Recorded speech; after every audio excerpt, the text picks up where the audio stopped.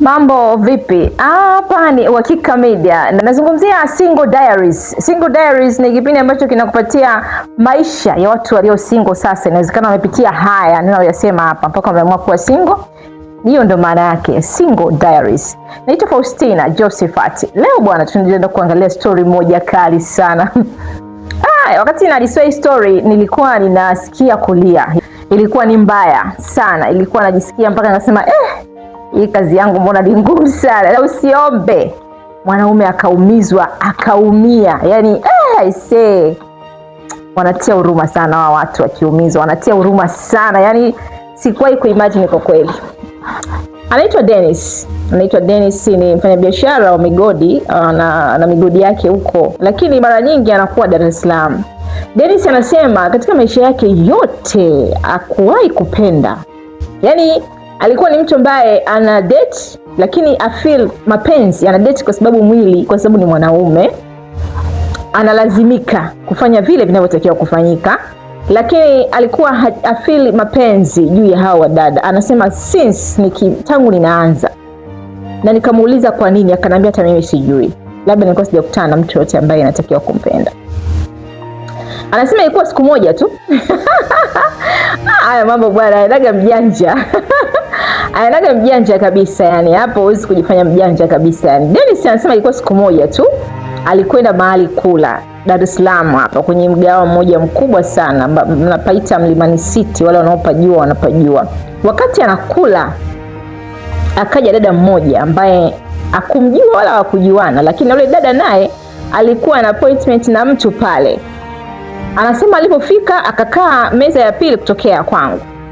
Lakini cha kushangaza, huyu dada simjui, lakini nilipomuona tu moyo ukapasuka.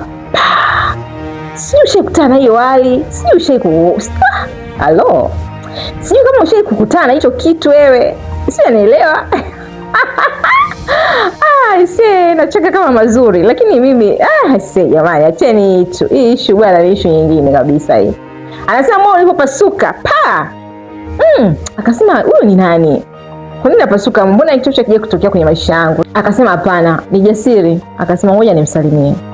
Akaenda akamsalimia. Mambo? Akasema poa. Mbona uko peke yako? Namsubiri mtu. Okay sawa. Basi ukimaliza kumsubiri unayemsubiri, naomba nikuone au naomba namba yako ya simu. Akasema bwana please nakuomba nipe namba ya simu. Mimi nataka niondoke, kuna mali na rush mara moja. Naomba namba ya simu tutawasiliana. Kwa namsubiri nani? Namsubiri kwa mtu, namsubiri. Basi dada hakuwa na yana, akatoa namba ya simu. Alipotoa namba ya simu, Dennis akaendelea sasa kusubiri kujua kama anamsubiri nani. Msiwaeke watu hawa muda mrefu kwenye hiyo migahawa. Mkadhani kwamba kuna usalama. Yaani hizo appointments za kukaa muda unakaa unamsubiri mtu unakaa, I don't like it jamani.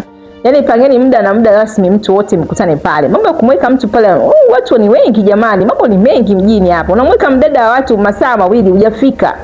Unataka nini? Si ndio haya leo kukutana sasa. Basi Dennis akakaa pale anasubiria kuona nani anakuja kukaa na huyu dada. Ghafla akatokea jamaa. Akaja pale akakaa. Dennis anamwangalia tu. Kamwangalia tu. Anakwambia moyoni mwangu kwa mara ya kwanza kusikia wivu. Kwa mara ya kwanza nasikia moyo unauma. Ilikuwa ni hiyo siku. Nikasema nini hiki? Kwa nini naumia? Huyu ni nani? Kwa nini niumie? Simjui. Sijawahi kumuona. Naumia kama nani? Kwa nini niumie kwa juu yake? Hapo watu hiyo inaitwa falling. Yaani hapo amesha fall vibaya sana sana. Anasema kwa mara ya kwanza moyo unasikia unaniuma, unaniongota, natamani kwenda pale, it's like I'm the owner. Yani nikasema ngoja niondoke hapa. Akawasha gari akaondoka. Akulala. Yaani ule usiku akulala. Akafika usiku anasema nahangaika, anasema nimpigie simu, huyo ni mume wake au ni nani? Na yani nikimpigia je akipokea mume wake au asipopokea nitajisikia vibaya zaidi. Ngoja nitulie tu. Anakuambia anaenda kuangalia mpira uangaliki. Ikapita ile siku, nikaenda siku nyingine tena, nikafanya kujitahidi ofisini, kazi haziendi. Nikikaa naona ile sura, nikifanya hivi naona ile tabasamu, naona nasikia ile perfume. Na jamani, mbona mnapulizia perfume jamani? Jamani, hebu nukieni. na wasi sana. Yaani jamani, nukienda kwamba mimi kitu ambacho nilikuwa sijawahi yule dada amenisalimia, perfume yake ilibaki kwenye mikono yangu. Wewe ukisalimiwa unambakishia nini huyo kaka watu? Anyway, sasa Single Diaries, kumbuka tu hapo, tafadhali sasa subscribe basi. Story inaenda kuwa tamu na utake tu kusubscribe jamani. Subscribe hapo basi, tuendelee tuwe familia moja. Yes, tuendelee sasa. Siku ya pili bwana, jamaa akajikaza sana, akashindwa kuvumilia, akamuita mwana, akamwambia oya, hiki kitu nacho nikumba sijawahi kukisikia.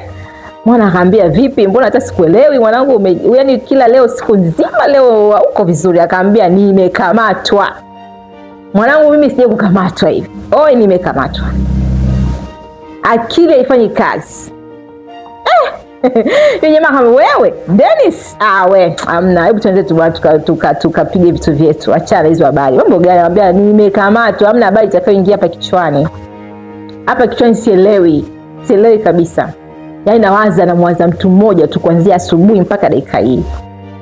Huyo dada sijui alikuwa ameenda wapi jamani. Wale dada wengine nao wajuzi, sijui. Haya. Sijui, sitaki kusema kuhusu hilo, ila nazungumzia tu sasa kwenye uhalisia wa mapenzi ya kweli. Bwana Dennis ikafika ile siku ya pili ikapita, ya tatu akasema usinitanie.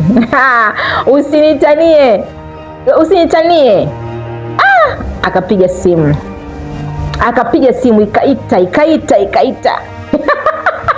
Ikaita kupokea. Akapiga simu tena. Ikaita akapokea. Sema wewe. Mbona apokee simu? Sijui itakuwaje. Akapiga mara 3. Ikaita akapokea. Imefika jioni kabisa, shakata tamaa, yule dada anampigia. Hello? Habari? Ndio, nimekuta mishkoli yako. Unaitwa nani? Ni nani? Nani mwenzangu? Maana yule kaka alichukua namba, lakini alikuwa yule dada kuchukua namba ya Dennis. Akamwambia mimi naitwa Dennis, tumekutana sehemu fulani, nakumbuka ile siku. Akasema, "Oh yeah, nakumbuka. Mambo vipi? Za siku nyingi." Akamchangamkia tu vizuri kabisa yani. Akabaki tukakutana leo, nahitaji kusafiri kesho, tafadhali nakuomba niko chini ya miguu yako. Yani wewe leo tu nipigie simu na leo tu nikutane na mimi? Hapana, mimi I'm very busy. Yani leo kwanza niko kazini na nachelewa sana kutoka. Na nitakufuata. Kazini wapi? Kazini mimi wewe tumekutana tu siku moja jamani. Unifuate kazini. Yani wewe nani kwanza? Mimi hapana, hizo habari sitaki. Akakata simu. Ila wadada nao wakipendwa wanajua shengesha jamani la kunyanyasa watoto wa watu. Dennis akasema hamna shida, ngoja nivumilie, kesho sitasafiri. Ni kweli nilikuwa nitajua kusafiri. Nika cancel tiketi hiyo ya ndege, nikasema sitasafiri ya Mwanza. Nikatulia. Kesho yake nikatulia, kesho kutwa yake nikamtafuta tena. Sifanyi kazi vizuri. Anambia Fau, sijawahi kuona. Ile ilikuwa ni kitu ambacho ni balaa yote, nilikuwa naona kama dunia yote nimeiba kichwani. Nikampigia. Halo, habari? Alikuwa shamtajia jina tayari. Anaitwa Rita. Rita, habari? Rita anatamani kukuona, tafadhali nipe muda. Dakika zako chache tu, sitachukua muda wako mwingi. Nisaidie basi rafiki yangu. Nateseka sana. Amekuwa unateseka na nini sasa? Mimi sikuelewi kaka. Kaka tukutane tafadhali na kuomba. Basi nikitoka jioni nitakupigia simu, tukutane hapo Mlimani City. Anakwambia nilipoambiwa hivyo sikuweza hata yani tuko nawaza navaa nini hauwezi kuamini. Nikatoka nikaenda kununua perfume mpya. Akasema wewe, akasema ala. Nikaenda kununua perfume mpya kabisa, yani perfume za kisasa za 300 huko. Unapaka perfume ya shilingi ngapi? Kuanzia 300 kwenda juu huko. Akaambia nikaenda nikanunua perfume, nikanunua nguo mpya kabisa, yani nikasema losh. Oi. We acha kabisa. Basi tukutane wiki ijayo. Tuendelee na story hiyo Single Diaries. Ni mambo ni mengi sana. Tutaimalizia hii story wiki ijayo, usiwe na wasiwasi. Lakini ujue tu kwamba mwamba aliyakanyaga. Unajua tu hivyo, mwamba aliyakanyaga. Ukitaka kujua aliyakanyaga vipi? Usikose wiki ijayo. Naitwa Faustina. Kumbuka hapa ni Uhakika Media. Tuko kwenye YouTube channel, tuko TikTok, lakini pia tunapatikana na Instagram page. Tafadhali fuatilia mitandao yetu yote, uweze kusubscribe, kulike na kucomment, bila kusahau kabisa uweze kushare na watu wengine waweze kupata story kali kama hizi.